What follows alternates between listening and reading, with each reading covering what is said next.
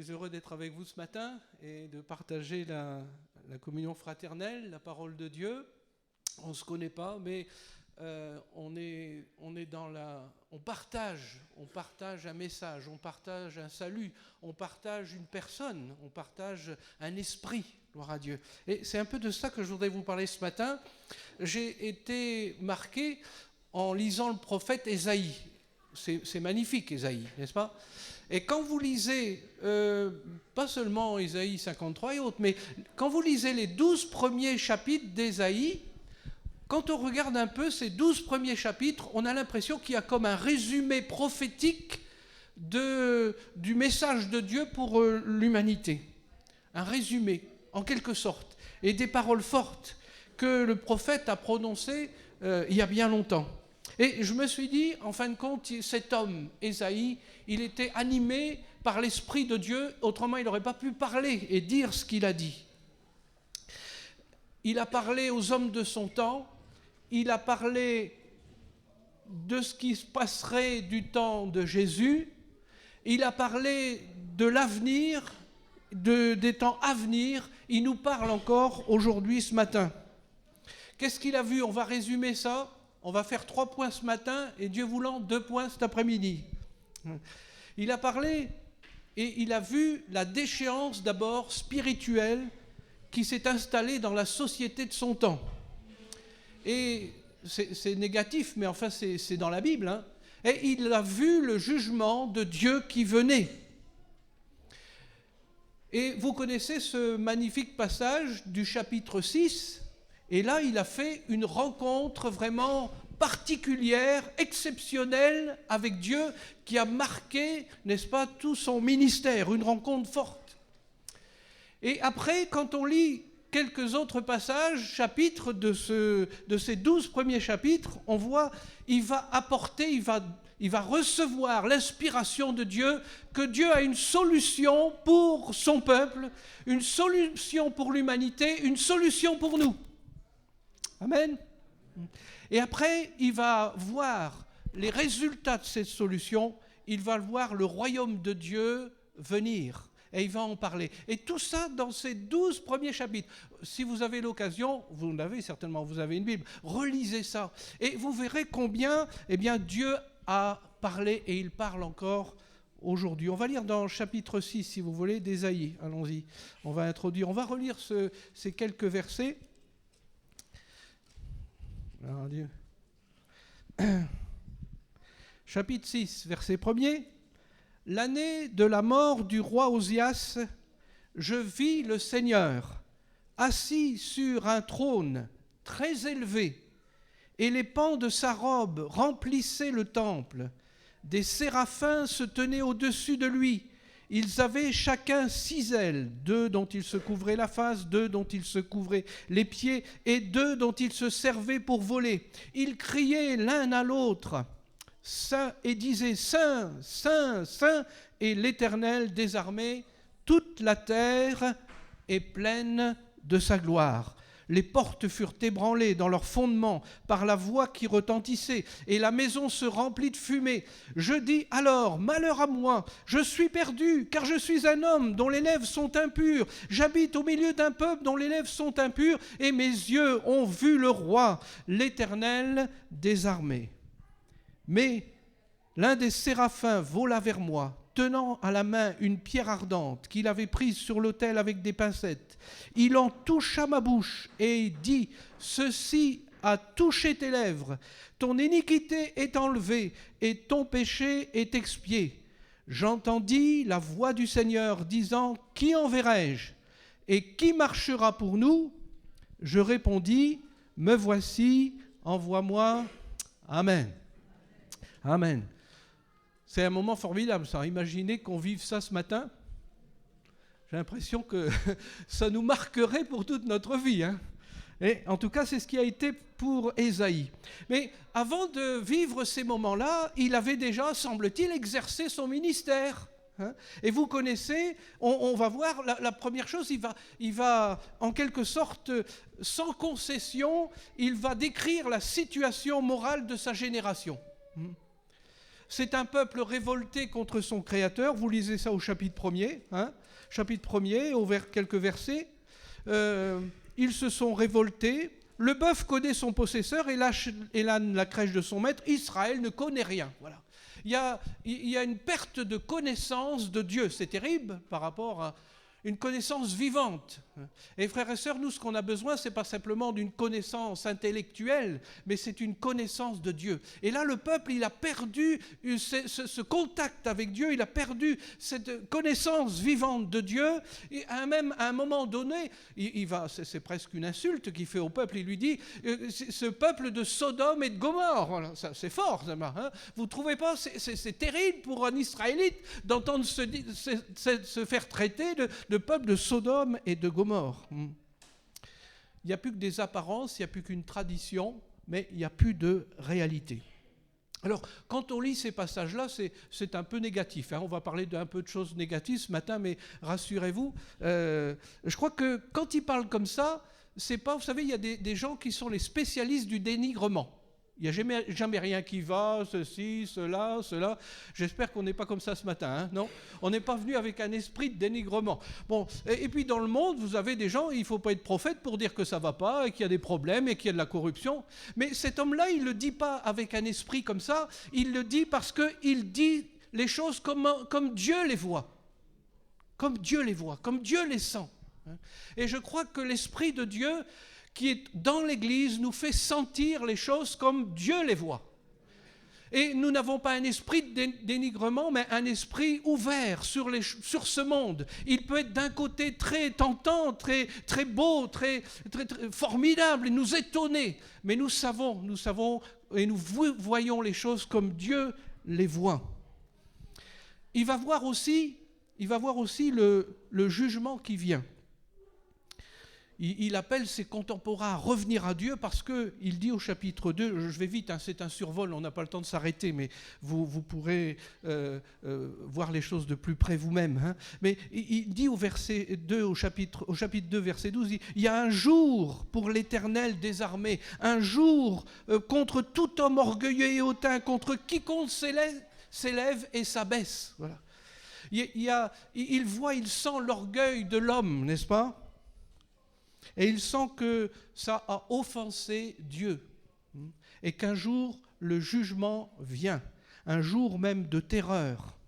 On entrera dans les cavernes des rochers, dans les profondeurs de la poussière pour éviter la terreur de l'Éternel. Pour éviter la terreur de l'Éternel. Alors frères et sœurs, nous on prêche pas le jugement. On est d'accord, hein ? On ne prêche pas le jugement, on prêche l'amour de Dieu. Alléluia. Et quand vous allez témoigner à votre voisin ou vos amis, vous n'êtes pas là à leur dire « le jour de l'Éternel vient, tu vas te... » Non, je ne pense pas que ce n'est pas comme ça qu'on va leur faire connaître le Seigneur. Hein. Mais on leur parle que Dieu est un Dieu compatissant, un Dieu qui nous aime. Alléluia. Malgré nos fautes, malgré beaucoup de choses, il nous a tant aimés. Un Dieu qui sauve. Mais, je ne vais pas dire le contraire. Mais frères et sœurs, même dans le plus beau des versets, on peut dire ça, de Jean 3,16, il y a cette notation-là, d'un jugement qui vient. Dieu a tant aimé le monde, afin que quiconque croit en lui, et il a donné son Fils, afin que quiconque croit en lui ne périsse point, mais qu'il ait la vie éternelle. Dieu veut que tous les hommes soient sauvés. Et je crois que tout en étant conscients du grand amour dont Dieu nous a aimés, nous ne perdons pas de vue que nous sommes au milieu d'une génération qui est en danger. Ne croyez pas ? Nous sommes au milieu d'une société qui a perdu le sens de la connaissance de Dieu et qui a besoin de le retrouver. Parce que quand on a perdu le sens de la connaissance de Dieu, le sens de la relation avec Dieu, alors il y a quelqu'un d'autre qui vient avec sa force, avec ses séductions, et le péché, n'est-ce pas, prend place.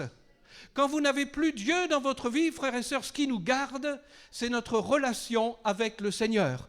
Ne nous croyons pas forts, ne nous croyons pas plus sages que les autres, mais celui qui nous garde, c'est le Seigneur. Alléluia. Et c'est bon d'être là ce matin parce que ensemble, on renouvelle notre vie avec le Seigneur. Ce n'est pas un devoir religieux qu'on est venu faire ce matin, mais on est venu parce qu'on en a besoin, parce que des fois on a des moments difficiles, parce qu'on a besoin de cette communion-là avec Dieu. Parce qu'on a aussi nos problèmes, parce qu'on vit dans un monde qui n'a pas la même notion que nous. Et nous disons comme Jésus, que ton règne vienne, Seigneur. Que ta volonté soit faite, que ton nom soit honoré. Gloire à Dieu. Et Ésaïe, il sent ça. Je pense qu'on pourrait... L'Église et Ésaïe, c'est un peu pareil. Ésaïe, on est appelé à être animé du même esprit qu'Ésaïe vivait au milieu de sa génération. Il va faire aussi, on va terminer par là ce matin, le passage qu'on a lu, il est formidable, n'est-ce pas? Une expérience magnifique. Hein. Il va vivre la présence de Dieu d'une façon impressionnante. Il voit le Seigneur assis sur un trône. Déjà rien que ça doit être impressionnant. Il voit la grandeur de Dieu. Il voit les séraphins autour. Et il entend ce terme « Saint, Saint, Saint est le Seigneur ». Si vous lisez le chapitre 5, il va juste avant, certainement vous l'avez peut-être, d'autres l'ont remarqué ça, il va exhorter le peuple et il va plusieurs fois dire « malheur ». Malheur à ceux qui accaparent l'héritage des autres. Malheur à ceux qui s'enivrent, malheur à ceux qui pratiquent l'iniquité. Et il continue pendant 6 fois comme ça, il dénonce des choses qui sont pratiquées au milieu de cette société, de son peuple. Et là, il rencontre Dieu. C'est un prophète. Je pense que c'est un homme sérieux, sincère. C'est un homme inspiré qui marche avec Dieu. On peut supposer qu'il a une vie droite, non? Je pense, hein? Et pourtant, lorsqu'il voit la vision de Dieu, qu'est-ce qu'il fait tout d'un coup? Il s'écrie « Malheur à moi, je suis perdu. » Oh là. Malheur à moi, je suis perdu. C'est curieux que Dieu lui fasse faire cette expérience, permette qu'il fasse cette expérience-là. Et frères et sœurs, en réfléchissant à ça, je dis que parfois, nous aussi, on a besoin de réaliser que sans la grâce de Dieu, non, hein, sans la grâce de Dieu, on n'est pas saint comme Dieu voudrait l'être. Et même si on a des années de vie chrétienne, même si on a un bon comportement, que Dieu soit béni, alléluia, jamais nous n'atteindrons les exigences par nous-mêmes, les exigences de la perfection chrétienne. Et j'irais dire, pour pouvoir dire malheur à vous, il faut aussi savoir dire malheur à moi. Je disais tout à l'heure, on n'est pas là pour dire malheur aux gens, hein, mais vous comprenez ce que je veux dire, hein? Frères et sœurs, et certainement dans la vie de l'Église, des fois il y a un piège. Les pharisiens étaient tombés dans ce piège-là. Hein? Et Dieu m'en garde. Dieu m'en garde. Ils pouvaient regarder les gens et dire, ouais, eux ceci, eux cela, eux cela. Mais il n'y avait plus de compassion, il n'y avait plus de désir, n'est-ce pas? Non, il y avait des jugements. Et comme on disait tout à l'heure, c'est facile de juger le monde.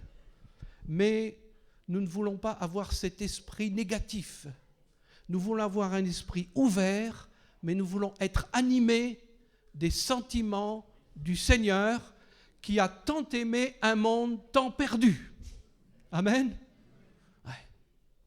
Et on en connaît autour de nous des situations difficiles, des gens qui vivent d'une façon, n'est-ce pas? Mais Dieu est capable de les changer. Dieu est capable de les transformer. Dieu est capable de faire avec eux ce qu'il a fait avec nous. Alléluia. Gloire à Dieu. Et je crois que ça entretient dans Ésaïe cet esprit-là, n'est-ce pas? Cet esprit-là, cet esprit de la grâce de Dieu. Et frères et sœurs, c'est ce qui fait vivre l'Église, c'est ce qui te fait vivre, c'est ce qui donne du dynamisme, c'est ce qui donne de l'espoir. Dieu est capable, dans ce monde perdu, de faire encore aujourd'hui de grandes choses. Amen. Alléluia. Dieu est capable de nous étonner. Je pense que les chrétiens, ils ont été étonnés lorsqu'ils ont vu arriver Saul de Tarse à l'église. À un tel point qu'ils avaient peur de le voir. Peut-être qu'on va venir voir à l'église des gens que... Oula, hein? Mais si on garde cet esprit-là, eh bien on va être capable de les accueillir, d'avoir un cœur ouvert. Et je voulais dire, c'est pas évident. C'est pas évident. C'est pas facile. Nous, on connaît, on n'est pas loin de Calais, là. À Dunkerque aussi, on a notre jungle, pas loin. Et on a des frères qui viennent de ces milieux-là, qui viennent à l'église. Alléluia. Dieu agit dans toutes les couches de la société. Dieu bénit tous les hommes. Et ces hommes-là peuvent aussi connaître le Seigneur Jésus, même s'ils vivent des conditions terribles. Même s'ils vivent des conditions terribles. Il y a quelque chose aussi qui... Un beau passage. Hein. Il s'écrit « Malheur à moi, je suis un homme dont les lèvres sont impures ». C'est embêtant ça pour un prédicateur. Hein. Non, vous ne trouvez pas? C'est embêtant ça, d'avoir un homme dont les lèvres sont impures. Hein. Qu'est-ce qu'on va dire? Hein? Qu'est-ce qu'on osera dire? Et frères et sœurs, si je regardais à moi, qu'est-ce que j'oserais de venir sur une estrade pour vous parler de la part de Dieu, si ce n'était que par sa grâce, n'est-ce pas? Qu'est-ce qu'on oserait dire? Mais il va vivre quelque chose parce qu'il y a un autel, parce qu'il y a un sacrifice, et parce qu'il y a aussi la possibilité d'être en contact avec l'autel. Gloire à Dieu. Et frères et sœurs, nous aussi, on a célébré ce matin notre autel. On a un autel aussi. On a un sacrifice. Et j'imagine que ça a dû lui faire drôle de voir un ange prendre des pincettes, avec des pincettes, un charbon ardent et l'amener à ses lèvres. Il a dû se dire, oh là, Seigneur, je ne vais plus jamais pouvoir parler là maintenant. C'est fini, tu vas me clore la bouche là, avec cette affaire. Mais non, au lieu de le brûler, cette ardeur l'a purifié. Et je voudrais vous dire, frères et sœurs, ce matin, il y a quelque chose aussi qui a touché vos lèvres. Ouais. Je n'avais jamais réalisé ça, mais à un moment donné, je me dis, mais le pain que j'ai mangé, il vient de où, là? De quel autel? Bien sûr, on parle spirituellement, hein, c'est une image. Hein. De où il vient, ce pain? Il vient, n'est-ce pas, du sacrifice. Est-ce qu'il n'y a pas de l'ardeur dans cela? Lorsque Jésus dit à ses disciples, « Prenez ceci, c'est mon corps ». Lorsqu'il dit à ses disciples, « Prenez ceci, c'est mon sang », vous ne trouvez pas qu'il y a... Ça brûle, non? Alléluia. Ça brûle du don du Seigneur pour te sauver, pour me sauver. Ça brûle à l'intérieur, ça. Alléluia. Et le Seigneur permet que ce n'est pas un autel inaccessible, c'est un autel, il a dit, prenez, touchez. Laisse-toi toucher par cette ardeur, laisse-toi toucher par cet amour, laisse-toi toucher par cette grâce, parce que c'est ça qui purifie ton cœur, c'est ça qui, le sang de Jésus qui te purifie de tout péché. Alléluia. Gloire à Dieu. C'est précieux ces temps, frères et sœurs. Et on veut les vivre, comme disait un frère, on veut les vivre là, de la bonne manière, parce qu'il y a de la dynamite là-dedans. Il y a de la dynamite spirituelle. Il y a de la force pour ta vie. Et certainement, ça a marqué pas seulement la vision de Dieu lui faisait peur, mais l'autel l'a rapproché du Seigneur. Et après, lorsque la voix de Dieu s'est fait entendre, une voix qui dit « Qui enverrai-je » On a l'impression même qu'il ne lui parle plus là, mais qui parle à tout le monde. Qui enverrai-je et qui marchera pour nous? Il se sent concerné. Et il va spontanément dire au Seigneur, me voici, envoie-moi. Et quand je réfléchis à ça, je me dis, Seigneur, il a bien fait. Trouvez pas? Parce que là, je suis simplement au chapitre 6. Et si je n'avais pas le chapitre 53, ça manquerait. Non? Il a bien fait. Il a bien fait de répondre à l'appel de Dieu. Il aurait pu dire, bon, ça y est, qu'est-ce qui pourra raconter une histoire comme la mienne, hein? Moi, j'ai vu Dieu dans son temple. Moi, j'ai vu l'autel, j'ai vu les séraphins, j'ai vu ceci, j'ai vu cela. Et il pouvait dire oui. Mais Dieu est occupé de lui dire, ça c'est que le commencement. C'est que le commencement. Parce que j'ai encore des choses à te montrer. Des choses que tu n'imagines même pas.